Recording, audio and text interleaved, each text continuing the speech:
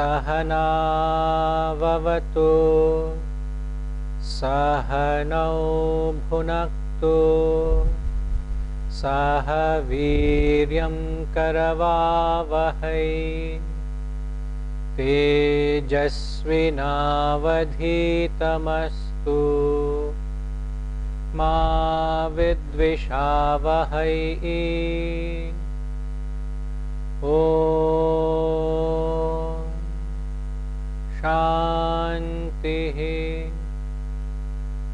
Shanti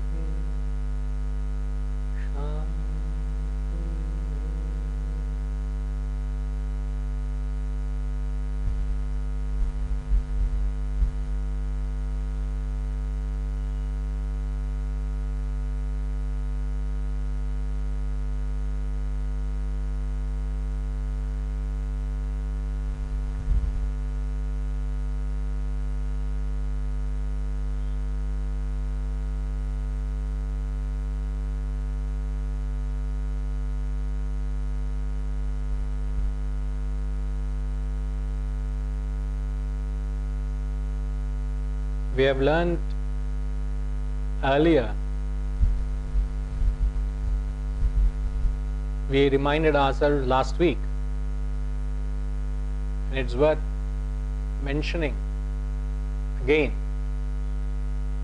the real takeaway, the real spirit of Vedanta, the real essence of the philosophy, the real flavor of a spiritually evolved person is that spirit of renunciation.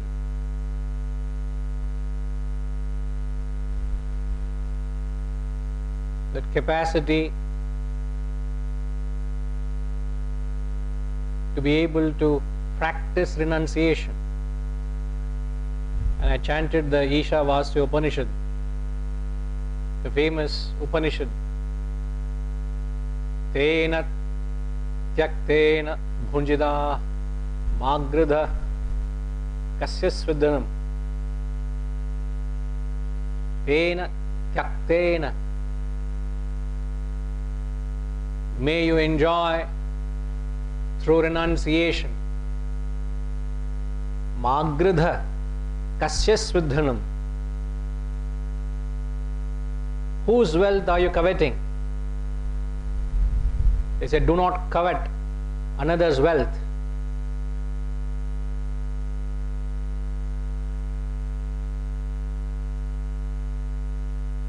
May you enjoy through renunciation. The Ishavasya Upanishad declared it. There are a couple of, but throughout the Shastras there is a reference to it. The Kaivalya Upanishad mentions the same. Tasmai sahovacha pitamahascha Shraddha bhakti dhyana yogadavaihi Na karmana na prajaya dhane na tyage naike amrutatva manashuhu Na karmana na prajaya dhane na tyage naike amrutatva manashuhu. Not by activity, not by progeny, by renunciation of wealth one attains renunciation.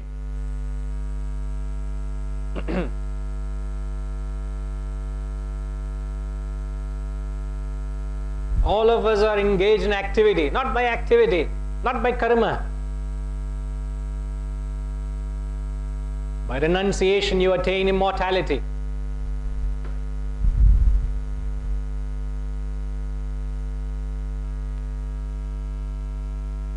Pare nanakam nihitam guhayam vibhrajate yadhyatayo vishanti vedanta vijnana sunishchitarthaha sannyasa yogat hridaya shuddha sattva aha.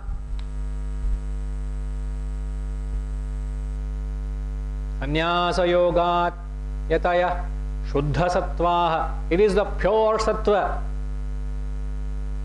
Again, what is it? Those ascetics well established in Vedantic wisdom to become pure sattva through the yoga of renunciation. There is only way you can attain, whether be it relative peace in your life or absolute immortality, the only way is through renunciation.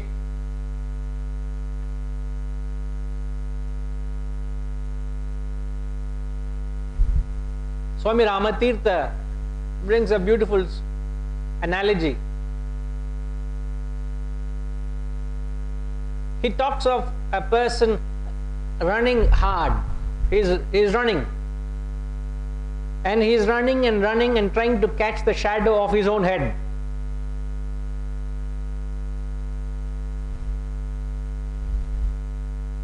And he believes he runs a little faster, he can grab the shadow. And he runs faster. He ran as fast as Bolt. But sadly, the shadow ran a little faster than him.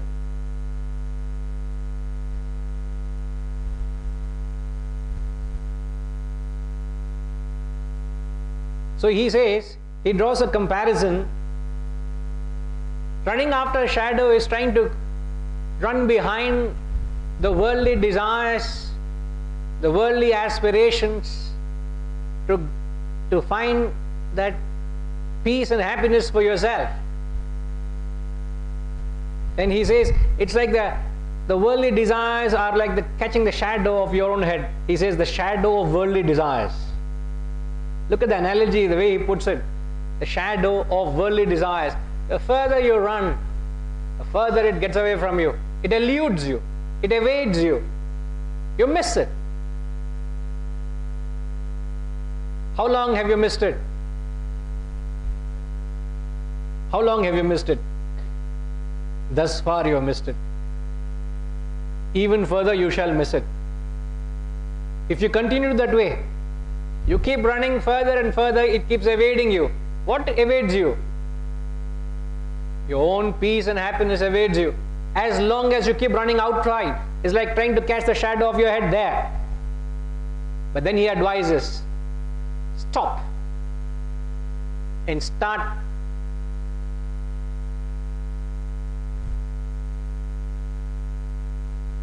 walking towards the sun.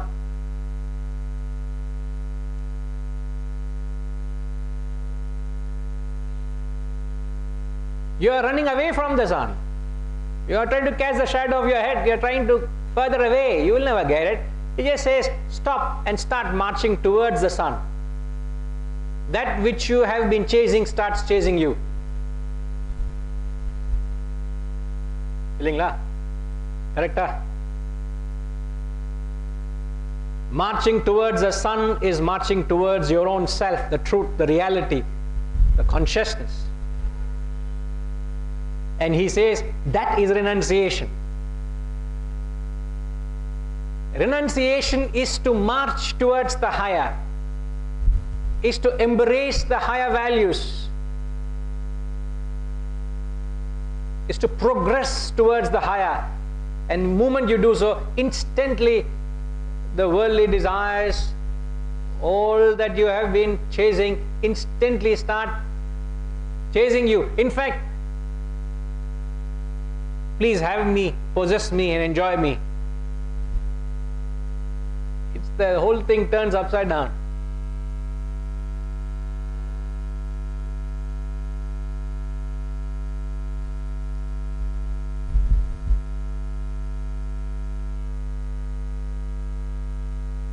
Gita says, Vedanta says, the philosophy says, how to fulfill a desire. Kama is desire, isn't it? Sir, how is everyone trying to fulfill a desire? How is Anyone trying to fulfill a desire. How does one fulfill a desire? Chipan sir? By acquiring. But is it that easy to acquire what you want? When your mind conceives an object of desire, from conception to acquisition is a pursuit, isn't it? It's not that the moment you conceive you get what you seek. So what is that pursuit? You're saying something? The object of desire, there is a lot of focus.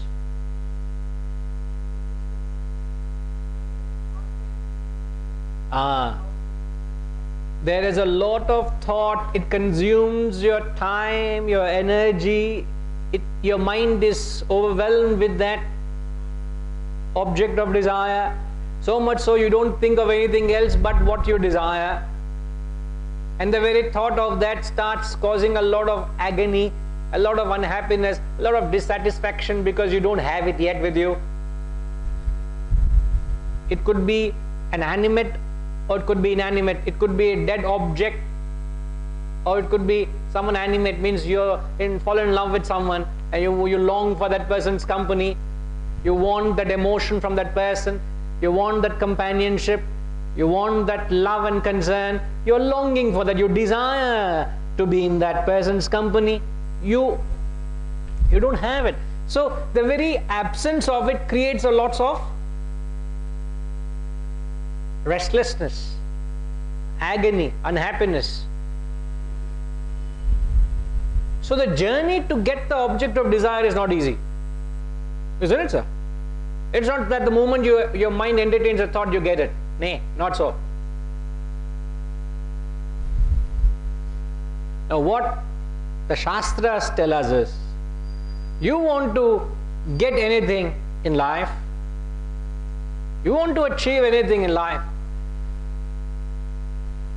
the only way you can get it is to rise above the desire.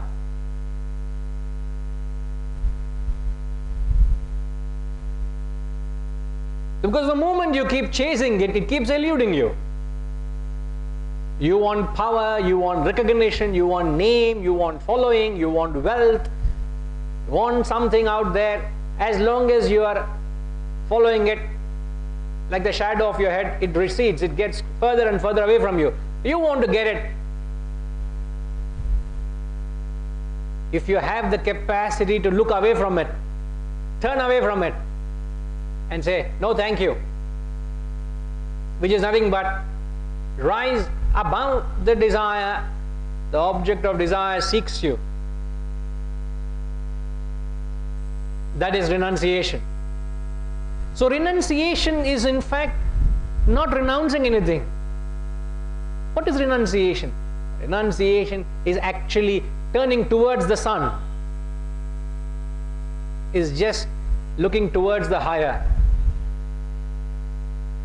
is an appreciation of something better, something nobler, something grander. So if you analyze actions of people, all human actions can be categorized into three types. Welcome back, sir. Rumana lecture. Welcome back. All human actions can be classified into three types.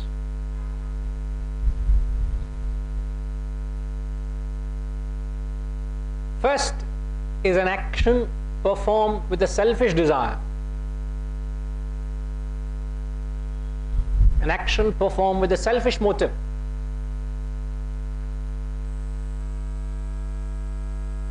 Second is an action performed with an unselfish desire or an unselfish motive.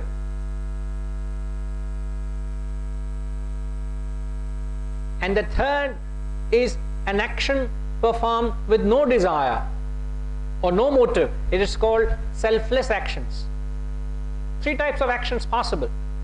One is an action performed with a selfish desire or selfish motive. Second is an unselfish desire, an unselfish motive. Third, there is no motive at all. They are called selfless actions.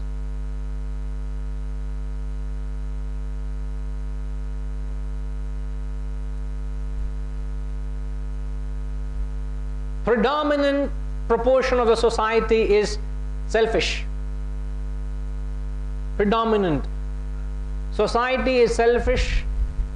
Even in an individual, predominant actions are of selfish nature.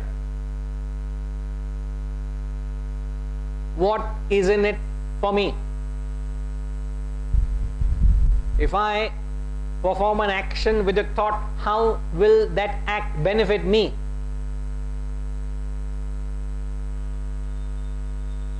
It is selfish. But the moment there is the thought, in what way can I be of any service to you? When the interest and attention is upon the other person, your actions instantly become of an unselfish nature, unselfish flavor. We may understand unselfish, but it is rather difficult to understand an action without a desire. We seem to use these terms so liberally, but we don't seem to understand the depth of what they mean or what they convey.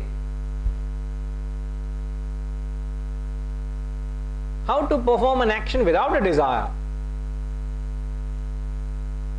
An action being the same, it can be selfish, unselfish, selfless. You can't judge me by seeing what you do me act. Now this action of me teaching the Gita, is it selfish?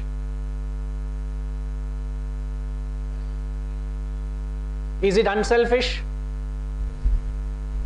Or is it selfless?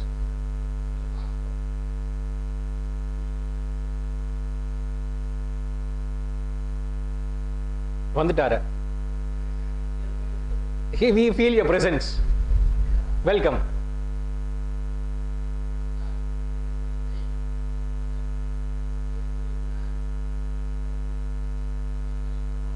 I am not a human being. அப்புறம் நீங்க சொன்னீங்க I am selflessly performing actions and every man is a selfish creature. Then I am not a creature, I am not a human being. என்ன நீங்க? Right.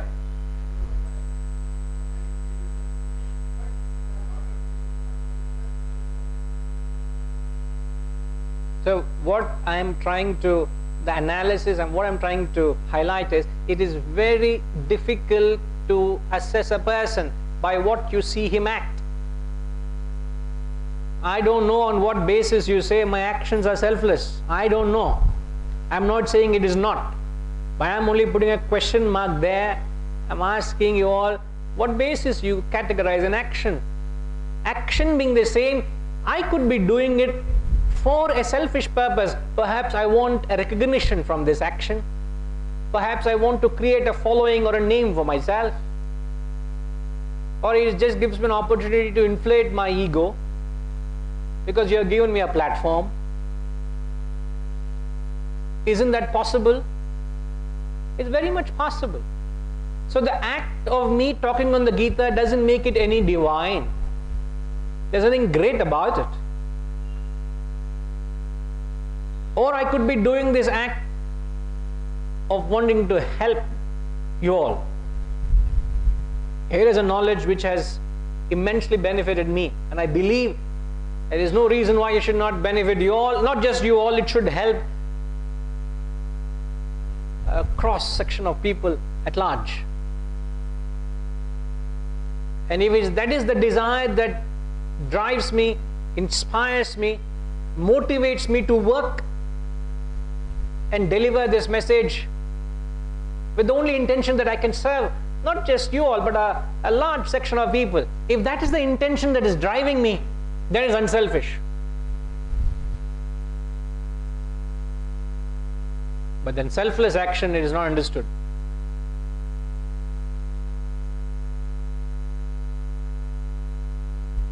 Selfless is there is no desire to help also. There is no desire at all. Then why am I doing it?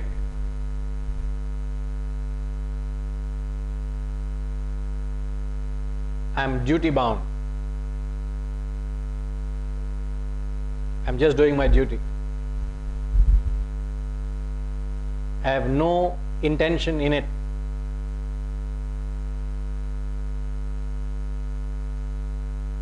Selfless. What is less? The self is less. There is no self at all in it. That's called selfless actions. So there is nothing driven from the personality. Then why am I doing it? With the only purpose of getting back to myself, the capital self. It's everything minus here, everything plus there. So it is zero with reference to anything worldly. There is no interest here. Only interest is to get to the self.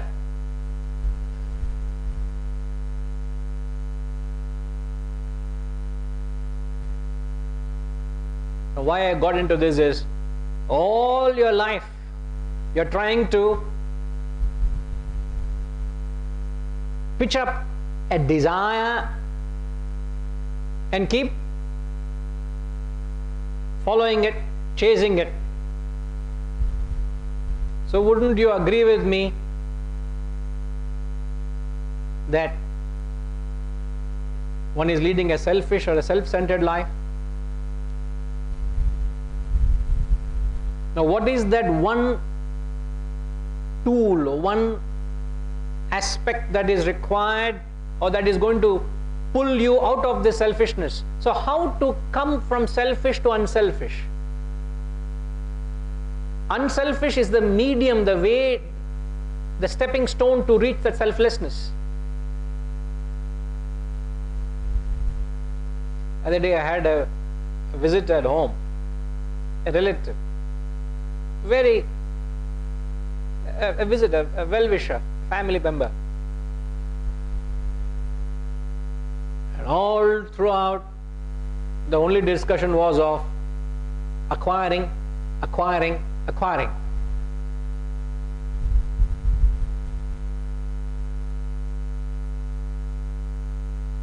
In the best interest, he is telling me, acquire. It will serve you one day. Not a word I spoke. Did I? Not a word. I was actually tempted to give my piece of advice. But then I realized he is not an adhikari. Adhikari means he's not deserving. So I said, thank you for the advice. Really appreciate. In fact, I said, I understand your intention. His intention was noble. But his approach is, he's taking a different route. Who am I to correct him?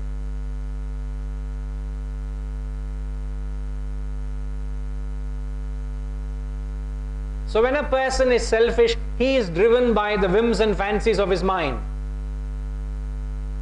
His mind keeps pitching up desires. His mind is fascinated by something today. It finds a reason to pursue it, chase it. You may fulfill it, or you may land in a disappointment, and your mind will find something else to fascinate you. You will start chasing it.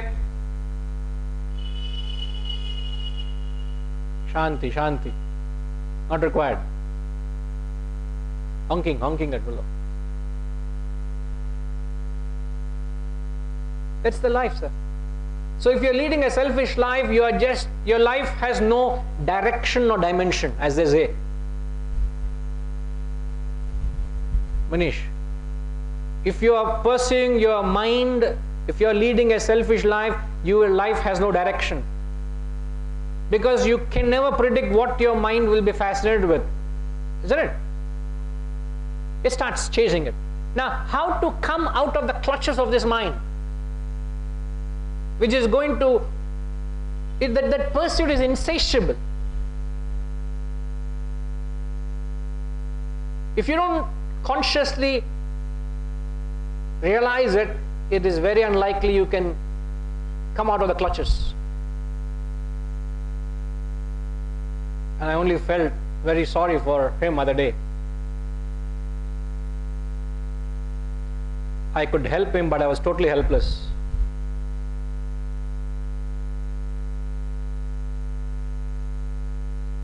Relentless acquisition. Relentless.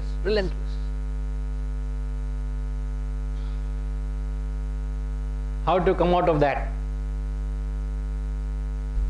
So, question is, what is it that you need to make your actions from selfish to unselfish? Sounds very simple, but this can be game changing. This can be life changing. What is it that you need to make your life from selfish to unselfish? I'm repeating so that you get, no, half the answer is there in the question if you understand the question. That is what? So it is your desire that makes you selfish. So in the Shastras, whenever they use the word desire, it's always used in a negative connotation. Always negative. I'm not analyzing the nature of the mind here. The mind has got a nature of its own. It's very vast. I'm not going into that aspect. I'm only saying your mind keeps pitching up desires, and that makes you selfish, and that pursuit it consumes your life. Your entire life you can be running behind, trying to satisfy your desires, and you will not find enough reason to believe you are contented. There's something else that keeps drawing you towards it. So how to come out of the clutches of the selfish mind? What is it that you need to make yourself unselfish? Sorry, sir? Curb the desire. With what? What is it that would help you to curb or curtail or punctuate or control? It's easier said than done. But what is it that would help you to control, discipline, curtail or control?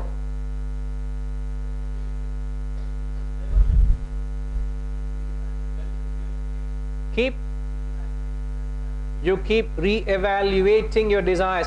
Now, re-evaluation is with reference to some point. My question is, what is that which will help you to re-evaluate your desires? Sorry? I don't get you. You put a ceiling, you put a tab, again a benchmark. But with reference to what? What is it that would re-evaluate or put a ceiling? With what? It is never a quantum. It should never be a quantum. Principally, am I selfish or unselfish? It doesn't matter whether how much quantity. Quantity doesn't make you a material or a spiritual person, sir. It doesn't make you spiritual or material based on quantity. Quantity doesn't make you material. Sir, if we were to measure spirituality with reference to quantity, then we have to take your weight and height and measure, give you a chart and say, if this much you do, if you are within this limit, you are a spiritual person, otherwise you are indulging.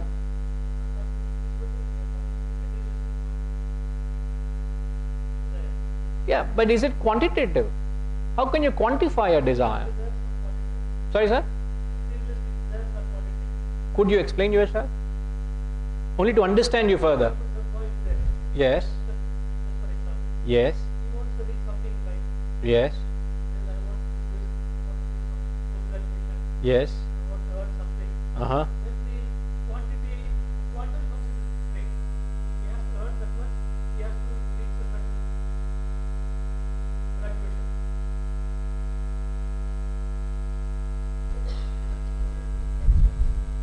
Sorry?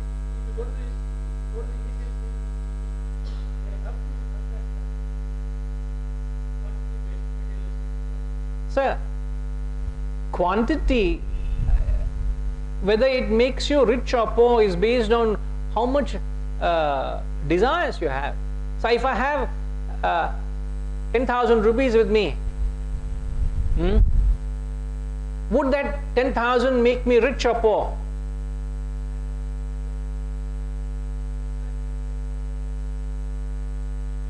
No, that is there, but would that 10,000 make me rich or poor?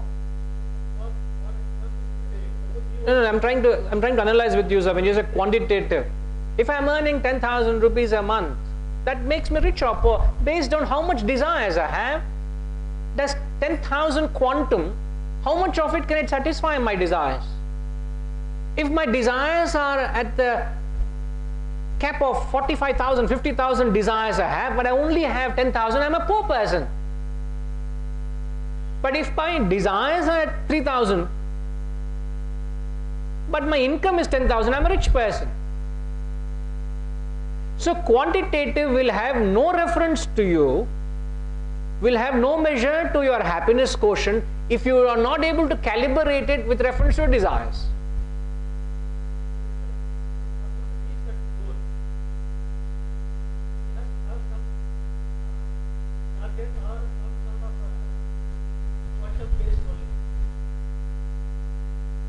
That I'm not refuting it.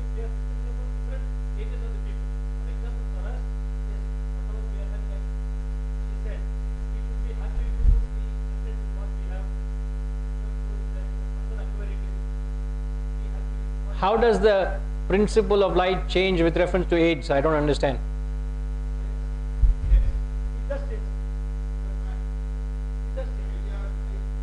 Then, sir, having said it's a fact, no further discussion.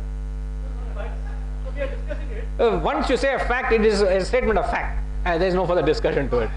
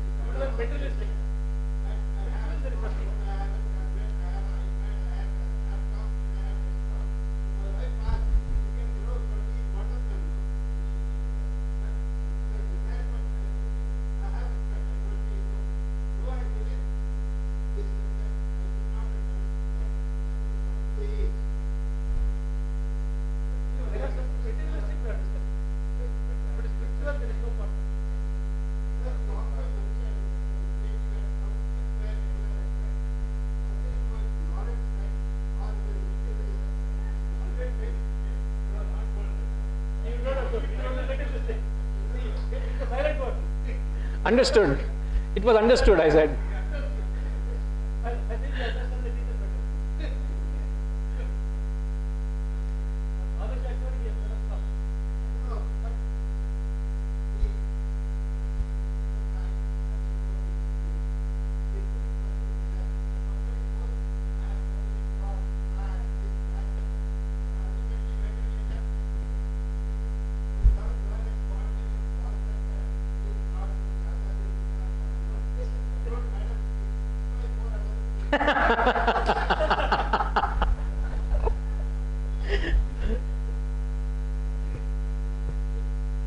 You made a very wise.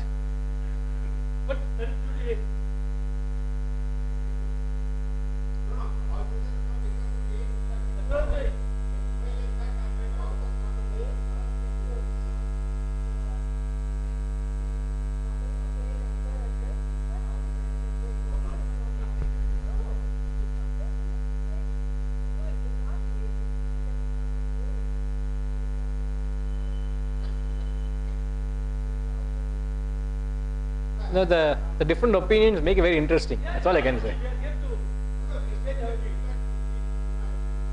But please don't say it's a fact. Romba difficult. The discussion ends thereafter, you know.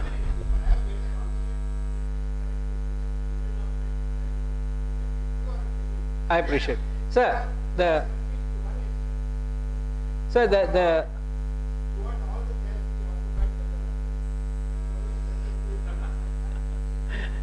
the discussion stemmed from, if you come back to the thought where it started from, I said there are three types of action: selfish, unselfish, selfless.